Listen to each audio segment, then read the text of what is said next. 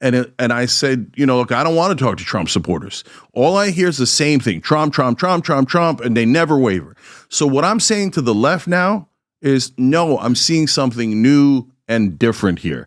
The MAGA base has changed. Cenk Uygur was a guest on Patrick Bet-David's show to talk about how he believes the MAGA Trump supporters have changed. This is sure to be controversial among people on the left and people who were former fans of Cenk Uygur and the Young Turks who are now mad at them. We're going to take a look at clips of Cenk Uygur on Patrick Bet-David's show. I will share my thoughts as well.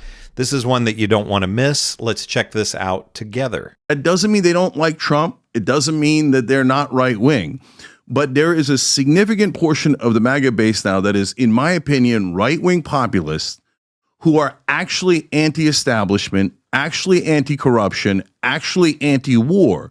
And what I'm trying to tell the left is, take the win. Take the win. We've been standing opposed here for 20 years, trying to cut the Pentagon, trying to be anti-war, being getting money out of politics.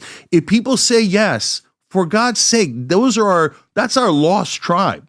Those are our right-wing brother and sisters who are Americans, who are populists, who agree with us. Let's go fight the establishment together, because if we're united, they cannot stop us. Are you at all in a place right now? You're registered what? Democrat? Yeah. Okay.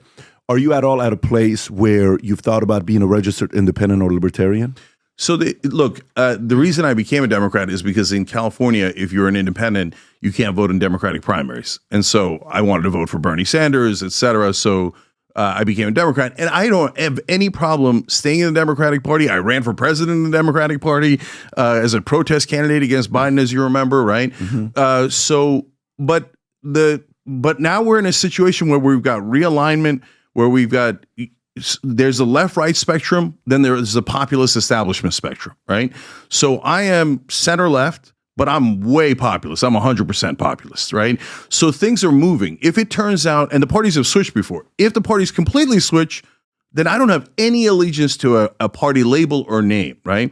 But right now, the Republicans are still right-wing, Democrats are still left-wing, so I'm going to stay there. So why do you think the Democratic Party lost a Rogan, lost a Tulsi, lost a Bobby, lost a Musk, lost a Trump, all these guys were former Democrats. Why do you think, and let's set Trump aside, because maybe Trump's Democrat in the 80s and 90s. Let's kind of come to the names recently, like Musk, like Rogan, like Tulsi, like Bobby, these guys. Why do you think they're losing these names? Yeah, so everything's a little bit different, and every person's different. So Tulsi, I think, was always secretly a right-winger, but Bobby Kennedy Jr. was not. He was definitely a Democrat, right? And so he's a decent example. So Bobby has opinions that a lot of people on the left don't agree with, right? To which I say something revolutionary to the left. So what? Okay, he agrees with us on the environment. He agrees with us on housing, on anti-corruption. He doesn't agree with us on vaccines, fluoride, et cetera, right? Why don't we have a conversation with the brother? Why don't we include him? Why don't we do a real primary? And if he wins, he wins. If he loses, he loses. Do you believe in democracy or don't you believe in democracy? And look, he would have easily lost the primary, in my opinion, in the Democratic side. But what the Democrats, and this is a culture problem, right? So on policy, I'm totally left-wing. But when you talk about culturally, there's a couple of issues that are going on. Number one, I've always been when I was a kid, I was a Hulkamaniac, right? Yes. And so, I love all you folks who love the art and the opera and the ballet and stuff, and there's nothing wrong with that, and my sister does, and my friends, etc. But I'm not that guy. Like, when I listen to NPR, I'd always be like, why are they whispering? Why don't they speak the fuck up? Right? Very soothing. Yeah. So culturally, I've always been a populist too. But the real problem with the left and the Democratic Party these days culturally is we don't want you, we don't want you, we don't want you. If there's a 2% disagreement, we want to cancel you and get you the hell out of here. Right wing, in my opinion, has their own version of cancel culture. We can get into that. But if the right wing, you agree with them 2%, they're like, oh, welcome in, come to the party. Oh, yeah, come on in, come on in. And if one party's constantly pushing people out and the other party's constantly inviting them in, well, at some point, the party inviting them in has a bigger tent, and you not only win the election, you win the popular vote. So Democrats have to get out of this mindset of, you must agree with Democratic leadership. And if you don't, you're ruining unity. shut up and get back in line. No, hell no. So before we get any further into this, I have a couple of points that I would like to cover with what Cenk Uygur is saying here. Some that I agree with, some that I disagree with. The parts that I would agree with is I am in the same boat as Cenk in that I'm a registered Democrat in the state where I live because I want to be able to vote in the Democratic primaries. And like he said, I wanted to be able to vote for Bernie Sanders in previous elections and other progressives in my state, even though I'm in a red state and progressives and really Democrats have almost no chance of winning. Where I think Cenk is incorrect is in trying to act like the Democrats are, that the Republicans are the big tent party and the Democrats are not the big tent party, and that Democrats are pushing people away. I think where he is wrong about this, where I would disagree with him on this, is Democrats are pushing away their base in terms of they don't want to really hear from progressives and the actual left. And this is something that Cenk Uygur has talked about. So I know he believes this as well. But they are trying to welcome in Republicans. It was a major mistake to me that Kamala Harris had Liz Cheney involved with her campaign. The Democratic establishment is always trying to reach out to these mythical Republican voters somewhere that they think are going to vote for them. And that's not a way to win. They need to be catering to their base and running on basically Bernie Sanders' ideals of Medicare for all, strengthening Social Security, all of these kind of things. I don't know that the Republicans are as welcoming as what Cenk Uygur believes that they are, and we're going to look more into this clip here of him talking to Patrick Bet-David and the other guys on Patrick Bet-David's show. I don't know that they would be particularly welcoming to Cenk Uygur's ideas, but let's watch a little bit further.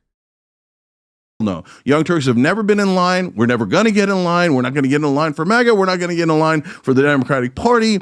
And these idiots said, bow your head to Joe Biden. And Pat, you know, I was on the show. I was on every show. And I said, what are you guys, nuts? His brain has fallen out of his ear. He's shaking hands with invisible people. He thinks his uncle was eaten by cannibals. You guys are lunatics. And I will not agree to being a lunatic for your agenda. So look, to me, like, look, I want to propose this as rules for the internet. I want to hear it. Go for it. But it's so important that both the right wing and left wing agree with this, right? So let me bounce it off you guys. Number one rule: when we disagree, we fight, and there's nothing wrong with that. Nothing wrong. It's America. Okay, we disagree. We got freedom of speech. Let's rumble. Let's brawl. There's nothing wrong with that. What do you mean rumble and brawl? I mean, of course, rhetorically, politically, Debating. not violent. I'll throw down right now, Jim. Take it easy. Because as simple as that sounds, that was not popular with the left the last 8 years. We've invited so many people from the left, and we will always invite them. But unfortunately, they don't like to fight as much as the other side likes to fight. Okay, Yeah, what's rule two? Rule number two of the internet. Afterwards, you must have a beer together. Okay. Tip O'Neill and Reagan. Yeah. And so what I mean by that is you don't have to love the other guy. You don't have to agree with him, but we got to go back to being Americans, right? So, okay, we have a fight, then let's go get a beer. So what? Okay, I don't agree with you on healthcare. I don't agree with you on trans issues. And I know some people say, hey, look, is there a line that goes too far? Yeah, for some people, there's a line that goes too far. But in general, let's go back to listening to one another. We've been yelling at each other. And by the way, I mean, I'm guilty of it too. I mean, I think as far as yelling on the internet goes, to your point, yeah, I've done that many, many times. But I try to have a beer afterwards so that we can still be a country together. Okay. And last one is number 3 is when we agree, let's do something really bold and unite. Okay. And if we unite, we will be invincible. Because look, as I said in that tweet, my mortal enemy is the establishment. The one that says, no, the politicians are honest. No, the donor money doesn't affect anyone. You know, this absurdity of CNN and New York Times pretending that the donor money doesn't affect the candidates and it doesn't affect the bills. When they start talking about legislation and we're talking about, hey, can we negotiate drug prices? And you're not talking about big pharma spending billions, if not trillions of dollars in lobbying and donating to the politicians, et cetera. No, it's utter corruption. And we cannot beat that corruption unless we unite. So if if I'm right about the right-wing populists, and I made a bet with one of my co-hosts last night, okay, well, I can tell you about that too. But if I'm right about the right-wing populists and we unite on some things that we agree on, I think we're going to be invincible and finally beat the establishment. So I like that. Number one, if we disagree, let's fight, let's debate. 2, afterwards, let's have a let's have beer together. 3, if we do agree, let's unite and let's celebrate it and let's come across as a united crowd, united group. I like that. Going back to the conversation with Trump. So Trump won. And he got how many votes? I'm looking at it right now, 77 million votes, okay? And the only person that ever beat him is the GOAT, Joe Biden. But he got Jordan. Man. Yeah, he got 77 million votes himself. And by the way, just so you know, even the great Obama in 2008 got 69 million votes. In 2012, he got 65 million votes. Hillary Clinton got 65 million votes in 2016. And in 2020, Trump got 74, and now he got 77 million votes, 7 battleground states, all that stuff. Why do you think he won so single-handedly, like it's not even close? Yeah. Well, look, the popular vote was close. But so now when the Republicans win the popular vote, it feels like a mandate because they usually lose. But he did. He won fair and square, right? And he won with a big vote, and he won all the swing states. So... And as you guys know, I was warning that he could easily do that. And my Democratic friends were like, "Oh, you're crazy. Trump's not going to win. No one I know likes Trump." No, you're in a bubble. Everyone's in their own bubble, right? And probably if you'd asked some MAGA guys, they probably thought he's going to get 80% or something, right? No, we're in different bubbles. And what's interesting, Pat, is that I speak both languages. I speak populist and establishment. I speak right wing and left wing. I can understand and I could translate for folks, right? So why did Trump win? Why was he popular? Because he's at least trying to appear to be a populist. Whether he actually is a good question and is going to be settled by the next 4 years, right? But I'll give you the example I always give. This random guy, Nick Smith, doing a strike at a Waffle House in Western Virginia, and we go interview him in the 2016 election. And he says, "Look, all my family's coal miners, right?" And our reporter asks, "Why are you guys voting for Trump, right?" And he says, "Look, Hillary Clinton comes here and tells us we're going to lose our jobs and there's no hope. Trump at least has the decency to lie to us."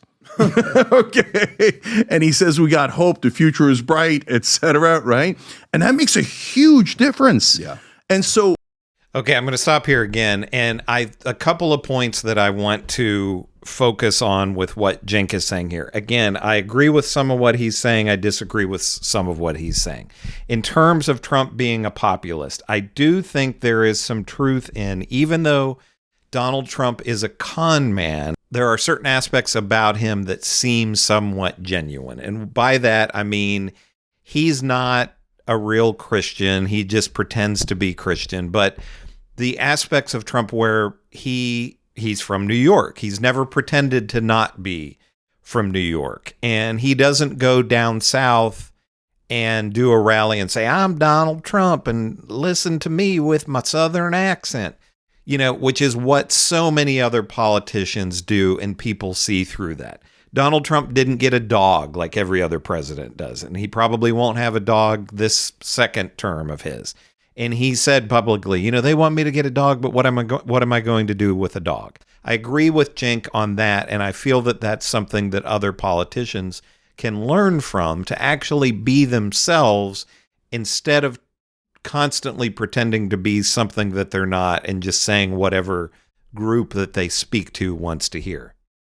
In terms of getting along with people who are MAGA and having a beer with them and all of that, I think that's great in theory. And I know personally in my life, I have friends who are hardcore MAGA people. And when I get together with them, we basically just have to talk about sports or movies or whatever else or beer or whatever else we talk about, because it's so difficult for us to have conversations about politics. And any time I have tried to reach out to the hardcore MAGA people that I know and try to find common ground, it never works. They're not interested in any common ground. I'll give you a couple examples of that. I've tried to talk with really hardcore MAGA people that I know about Donald Trump's opposition to the war in Iraq. And I've said, hey, Donald Trump is exactly right about the war in Iraq, particularly what he was saying in 2016 when he was running the first time around. And he said that it was a waste of money and a waste of lives.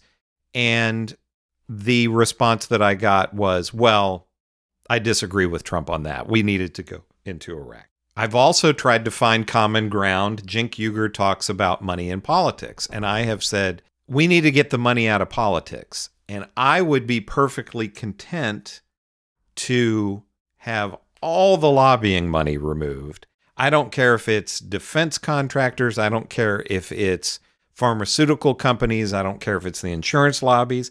I don't care if it's teachers' unions, which I strongly support teachers' unions. Get all of the money out of there. And the response that I've gotten is, if you get rid of all the money in lobbying, then what happens to the NRA? The NRA loses their power. So no, I would be against that. So they don't really want to do these things in terms of getting money out of politics if it's going to weaken the money power brokers who they support.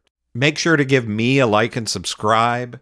Progressive channels like mine are under attack. I'm completely independent. Other than advertising money that I'm getting from YouTube, nobody is my boss with this.